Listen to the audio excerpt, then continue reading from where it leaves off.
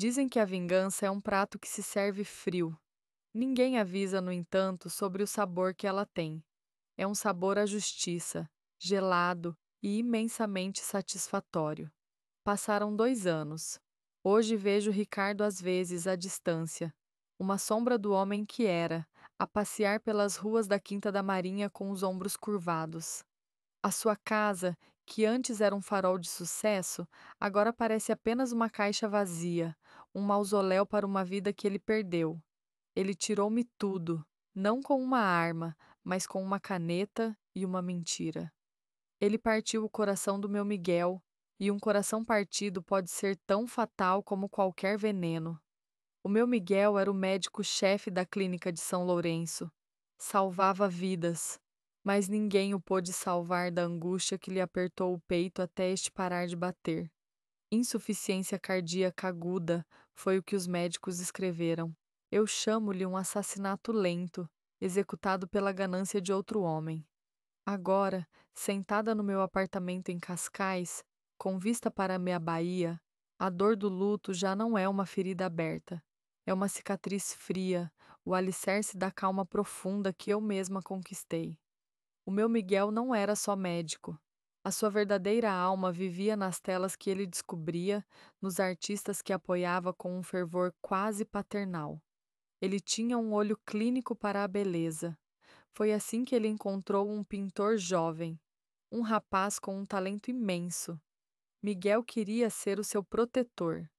Foi então que Ricardo apareceu, um predador a cheirar a oportunidade.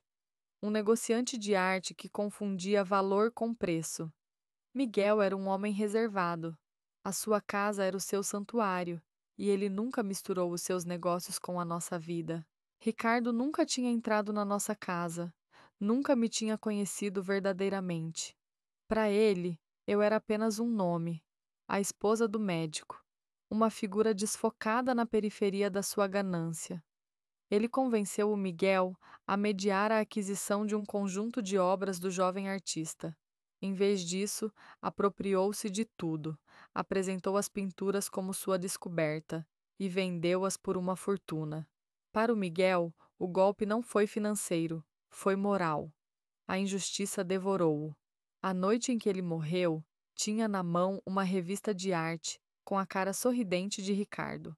O artigo chamava-lhe um visionário. Naquele momento, o seu coração simplesmente desistiu. Os primeiros meses de luto foram um nevoeiro, mas depois a dor cristalizou-se num propósito. Durante esses 2 anos, transformei-me. O cabelo escuro deu lugar a um loiro acinzentado e curto. Perdi o peso que o sofrimento me tinha trazido. Adotei um estilo minimalista, austero. A mulher que Ricardo talvez tivesse visto uma única vez num evento há anos desapareceu. Nasceu Helena. Pacientemente, durante meses, estudei a família dele à distância. Ricardo, a sua mulher Sofia e o filho, Tiago. Descobri através de uma coluna social que a Sofia queria criar um arquivo de família.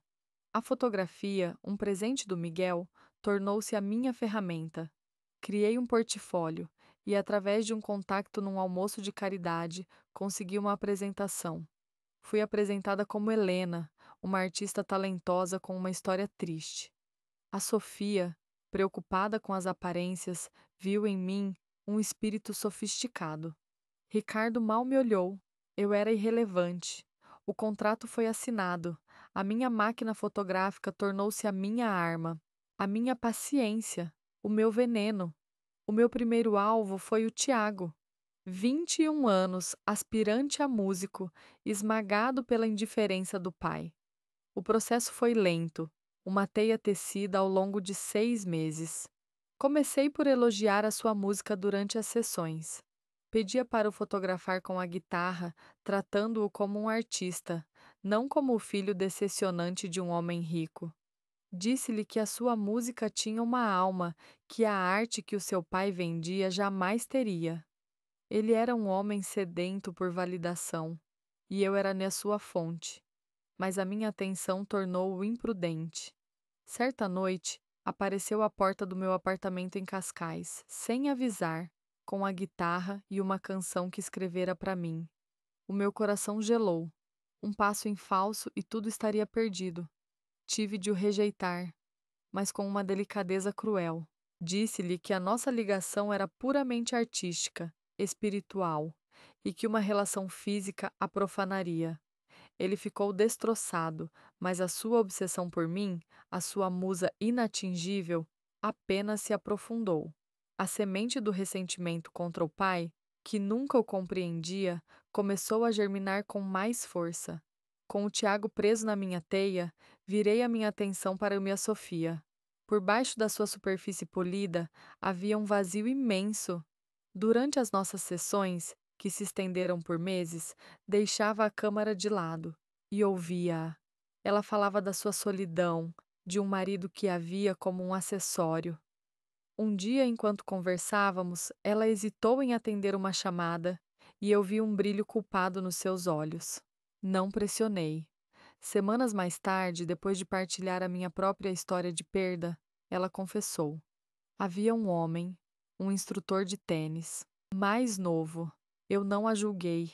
Tornei-me a sua confidente, a sua aliada. Incentivei-a a viver aquele romance, a encontrar momentos de felicidade. Mal sabia ela que eu estava a construir o palco para a sua queda.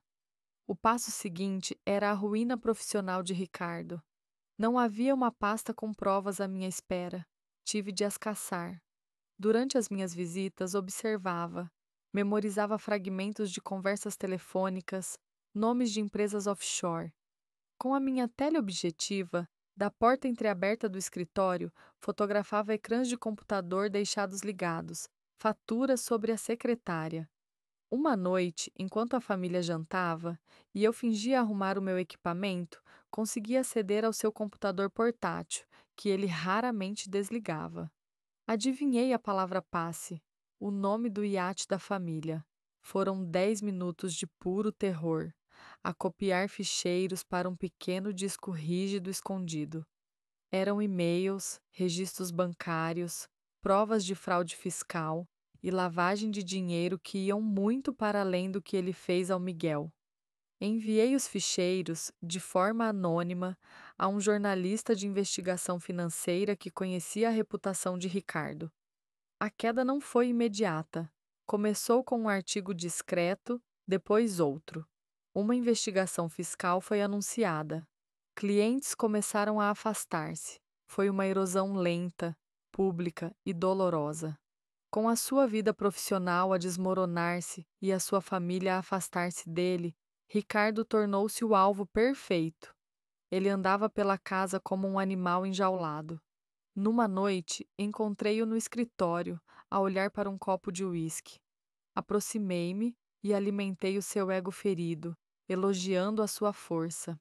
Coloquei a minha mão sobre a dele. Naquele instante, ele deixou de me ver como a fotógrafa e passou a ver-me como uma mulher, uma confidente, a sua única aliada. O final não foi um espetáculo perfeitamente orquestrado por mim. Foi o caos, alimentado pela sorte. Eu soube, por uma conversa com a sua secretária, que o Ricardo ia regressar de uma viagem de negócios um dia mais cedo. Naquela mesma tarde, encorajei a Sofia a ser ousada, a trazer o seu amante para casa, garantindo-lhe que teria a casa só para ela.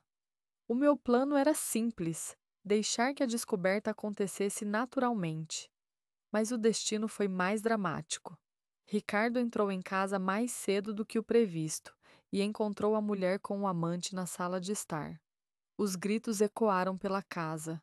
O Tiago, atraído pelo barulho, desceu as escadas e deparou-se com a cena. A discussão que se seguiu não foi apenas sobre a traição, foi sobre anos de mentiras, ressentimentos e desprezo. E eu fiquei ali, na ombreira da porta, a observar. No meio do caos, os olhos de Ricardo encontraram os meus. A minha expressão já não era de compaixão, era de pura e fria satisfação. Ele olhou para o meu rosto transformado, para a mulher que se tinha insinuado na sua vida, e de repente a memória de algo longínquo brilhou nos seus olhos. A fotógrafa, a viúva. Ele finalmente ligou a Helena, a mulher do médico que ele tinha destruído. O seu mundo ruiu, e ele soube exatamente quem tinha, pacientemente, demolido cada pilar da sua vida.